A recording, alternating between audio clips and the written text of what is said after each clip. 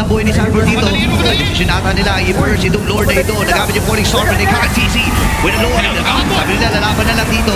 Mapapatay ba itong si Sanford? Naku, nakipagsamahin na. And si Black TZ, buhay pa rin. Nagamit yung kanyang Purify.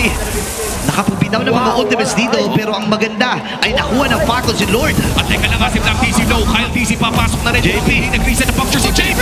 Nakapo na pop yung Immortality. Tatawid lang yung Kyle. Nakasabi na rin yung Hardguard. Napakatid, napakasakit din. Nakapin na ng Immortality. At nakapag-buy and sell pa nga. Meron siyang Winter Guard. Pero si Super Marco ay dumating na. Kaya lang kailangan na rin lumayo dito ni Carl TZ. Grabe, makapigil hininga talaga. And this is the Evolved Lord. Matagal-tagal nang hinanap ito ng Team Falcons ang playoffs. Ang ilaw ng playoffs ay kumakatok para sa kanila.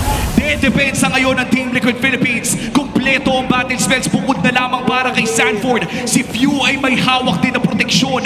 Niluluto na nila mga wave dito. May wave sa gitna, may wave din sa taas. Pero ang ganda din ng depensa para sa Team Liquid Philippines. Isang decisive na play ang hinihingi ng buong Falcons nest para sa push na ito.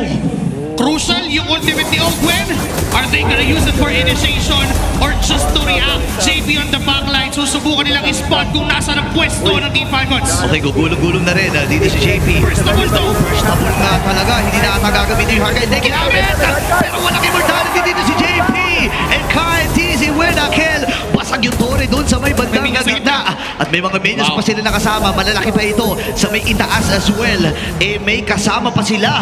Beautiful defense mula dito sa Team Liquid Philippines. Kitang-kita mo kanilang experience. Champions for a reason.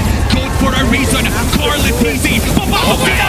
Hinahatap pa si Sanford. Tatlo na lang ang natitira para sa TLPA. Pinili